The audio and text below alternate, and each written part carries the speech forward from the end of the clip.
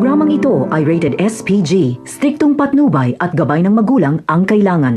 Isang malaking pagkakamali ang gagawin ni Olga na pang-uudyok kay Rigor tungkol sa anomalya sa loob ng koreksyonal. Magbibigay pa nga siya ng impormasyon para lalong madiin si Espinas. Galit na galit kasi si Olga kay Espinas. Walang kaalam-alam si Olga na sangkot ang anak niyang si Bubbles. Kapag makulong si Espinas ay madadamay si Bubbles. Sa ngayon ay si Bubbles ang magiging susi para mapakulong nila Rigor si Espinas dahil si Bubbles lang ang pwedeng tumistigo laban kay Espinas. Kapag hindi ito ginawa ni Bubbles ay siya ang ididiin nila Rigor dahil siya ang itinuro ng nanay ni Enteng na nag-abot ng pera.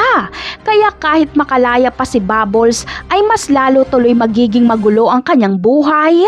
Hindi kasi siya tatantanan nila Rigor. Mas lalo itong ikakagalit ni Olga kay Espinas dahil sa panggagamit ni Espinas kay Bubbles para pumaslang. Ganun pa man ay si Rigor naman ang kakalabanin ni Olga para tantanan na nito si Bubbles.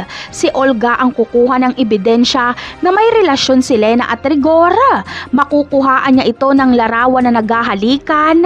Iba-blackmail niya si Rigor na kapag hindi nito tinigilan si Bubbles ay ibubunyag niya sa buong hanay ng kapulisan ang sikreto ni Rigor at Lena. Samantala, sa paglaya ni Bubbles ay si Olga ang susundo sa kanya. Gusto niya kasing masigurado ang kaligtasan ni Bubbles at bibigyan niya ito ng pera para makapagsimula ng bagong buhay. Ngunit handa na kaya si Olga na ipagtapat kay Bubbles na anak niya ito? Handa na kaya siyang tawaging anak si Bubbles? Ano kaya ang mararamdaman ni Bubbles dito? Yan ang aabangan natin sa mga susunod na episode. Paalam!